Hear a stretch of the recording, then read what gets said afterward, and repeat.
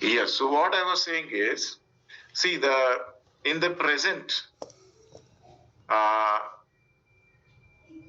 आज का जो व्यवस्था है, उस व्यवस्था में what you are telling is also correct, what you are also telling is right. तो यहाँ पर जब हम लोगों को यह अधिकार दिया गया है कि हम अपना वोट किसे दें, है ना, तो यहाँ पर हम लोग जो देख रहे हैं, जिस बात को समझने की कोशिश कर रहे हैं, वो ये है कि it is not by default that anybody is in power. क्योंकि जिन लोगों को पावर में होना चाहिए था वो लोग पावर में नहीं आ रहे हैं, क्योंकि उन लोगों ने जो काम किया है उसकी वजह से, चाहे हम लोग अपना वोट कांग्रेस को भी दे, तो भी हम लोगों की मेजॉरिटी नहीं है। अभी कांग्रेस को देने से भी पाप है, बीजेपी को देने से भी पाप है, किसी अन्य पॉलिटिकल पार्टी को अपना वोट देना भी पाप है, क्योंकि उसमें से कोई भी ऐसा पार्टी नहीं है जो चावल का दूल्हा है।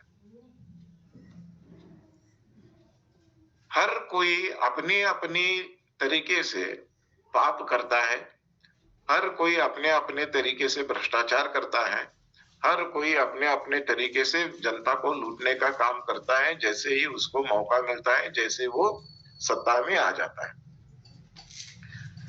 लेकिन हम लोगों को, जो हम लोग देख रहे हैं जिस नजरिए से इस पूरी पार्श्वभूमि को या पृष्ठभूमि को, वो ये है कि वर्तमान विश्व व्यवस्था में जो शक्ति और अधिकार है, जिस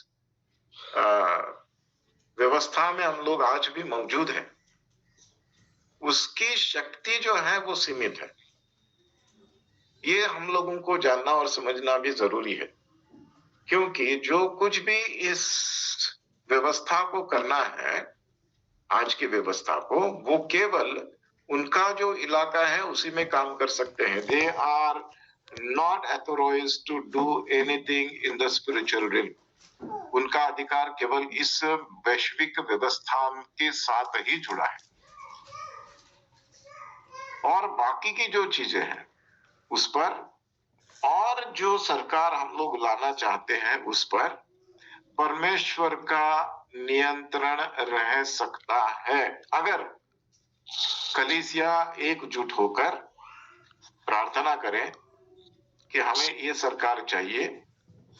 लेकिन जैसे कि मैंने आपसे कहा, कोई भी सरकार आज की तारीख में जो भारत में पावर में आना चाहती है या पावर में है,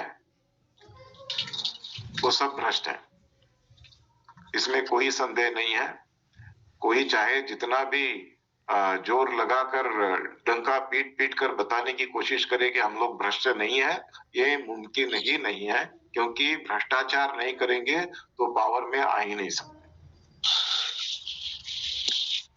तो या तो हमें चाहिए कि हम लोग अपना वोट ना दें और इस पाप में शरीक ना हो, क्योंकि हम लोग, जब वो लोग पाप करते हैं तो उस पाप में हम लोग शरीक हो जाते हैं, क्योंकि हम लोगों ने अपना वोट उनको दिया है। लेकिन ऐसा भी कोई विचार नहीं करता है, ऐसा भी कोई नहीं सोचता है। सोचते हैं तो हम ये सोचते हैं शायद कि अगर कांग्रेस आएगी तो हमें थोड़ी और आजादी मिलेगी भ्रष्टाचार करने के लिए। कल शाम को एक मीटिंग चल रही थी, उस मीटिंग में भी इस विषय को मैंने छेड़ा था। मैंने बताया था कि ये जो ग्रेट कमीशन, अभी जो पैराबल ऑफ सोअर है, तो पैराबल ऑफ सोअर क्या है? हम लोग जानते हैं कि बीज को बोया गया, कठिन भूमि में बोया गया, रास्ते के साइड में बोया गया, अच्छी भूमि में बोया गया। तो ये सब बीज बोने का जो एक बात थी, उस बात को यीशु मसीह ने अपने ढंग से हमारे सामने प्रस्तुत की। अब ये तो बीज बोने की बात हो गई। सबसे बड़ा बीज और सबसे बेशकीमती बीज जो ग्रेट कमीशन है, वो भी उसने बोया है। वो कहता है कि तुम जाओ, प्रचार करो, मैं तुम्हारे साथ हूं। जब तुम प्रचार करोगे तो आश्चर्य कर्म घटेंगे। दुष्टात्माओं से तुम लोगों को आजाद कर पाओगे। ये सारी चीजें जब तुम प्रचार करोगे मेरे वचनों का, तब होना शुरू हो जाएगी।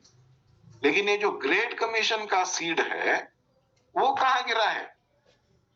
वो किस मिट्टी में गिरा है?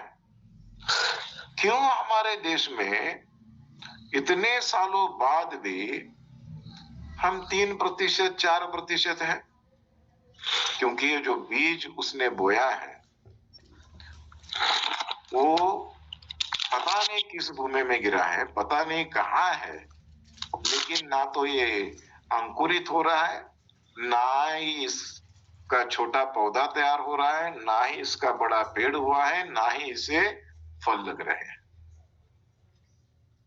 इस चर्च हिस्ट्री निकालकर देखेंगे तो इंग्लैंड के पहले भारत में थॉमस आया। AD 50 को थॉमस केरल में आए, वहां पर उन्होंने प्रचार किया। तो AD 50 से मतलब तकरीबन 1875 ईयर्स हम लोग यीशु मसीह को जानते हैं, लेकिन 1875 साल यीशु मसीह को जानने के बाद भी हम लोग अभी भी माइनॉरिटी है। तो कुछ समय पहले जब मैं एक कॉन्फ्रेंस अटेंड कर रहा था साइक्स में, साइक्स नाम की एक बड़ी यूनिवर्सिटी है बैंगलोर में, वहां पर एक मिसियोलॉजी का डिपार्टमेंट है, वहां पर एक चर्चा सत्र आयोजित किया था। उस चर्चा सत्र में भाग लेने का अवसर मुझे मिला था।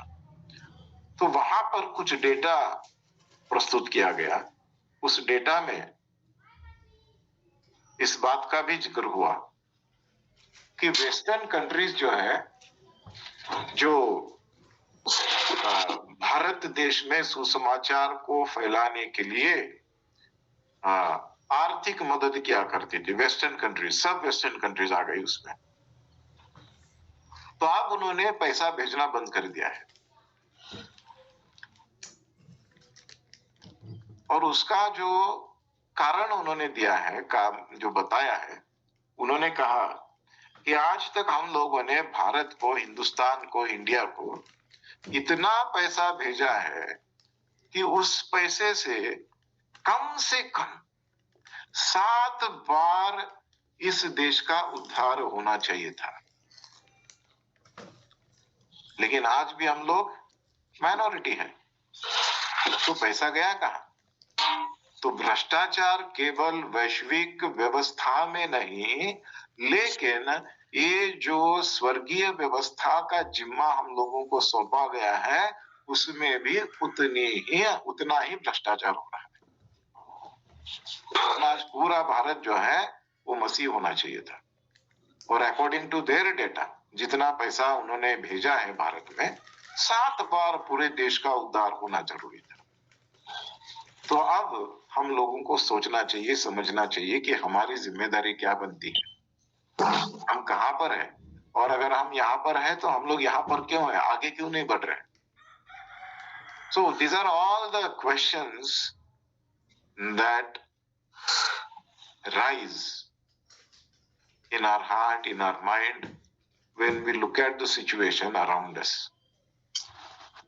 तो इसको बहुत गंभीरता से लेने की जरूरत है। It's a very serious matter, क्योंकि एक दिन हम सब लोग प्रभु के सामने खड़े होने वाले हैं। वो सब लोग जिन्होंने भ्रष्टाचार किया है, जिन्होंने झूठे FCRA निकाल के पैसा जो है वो व्यक्तिगत कारणों के लिए खर्च किया है, परमेश्वर के राज्य के लिए नहीं, अपने भवन बनाए हैं, गाड़ियां खरीदी है, पेट्रोल में पैसे फूके हैं, जो भी किया है उस सब का हिसाब परमेश्वर को देना है, क्योंकि ये सब पैसा उसका है। लोगों ने बड़े विश्वास के साथ दिया था कि इसका सही इस्तेमाल होगा, तो जवाबदेही तो बनते हैं, तो एक दिन उसका जवाब देंगे। तो मुझे लगता है कि जिस दिन इस कतार में हम सब लोग जाकर खड़े होंगे, तो जिनका न्याय होने वाला है, सबसे ज्यादा लोग हिंदुस्तान के होंगे, इस भारत के होंगे। तो आज यहीं पे रुकते हैं हम लोग, क्योंकि कोई आ रहा है मुझे पिकअप करने के लिए। यही भ्रष्टाचार के खिलाफ कुछ लड़ाई चल रही है चंडगढ़ में। किसी एक फैमिली को थोड़ी मदद की जरूरत है, उनकी मदद करने के लिए जा रहा हूँ। मेरे लिए भी प्रार्थना कीजिएगा कि जिस काम के लिए जा रहा हूँ वहां पर परमेश्वर मेरी सहायता करे। और मुझे विक्ट्री दे यीशु मसीह के नाम से, जीत मिले, क्योंकि आमीन। ये लड़ाई तो जारी है, लड़ाई चलती रहेगी अंधकार की शक्तियों से, और ये अंधकार की शक्तियां हर जगह है। ये व्यवस्था है, वैश्विक व्यवस्था, जिसके खिलाफ हम लोग लड़ रहे हैं। तो आइए रुकते हैं यहीं पे और प्रार्थना करते हैं। अगर कोई सवाल है तो कल जरूर पूछिएगा, मैं और उसका जवाब देने की कोशिश करूंगा। जी आइए। जी।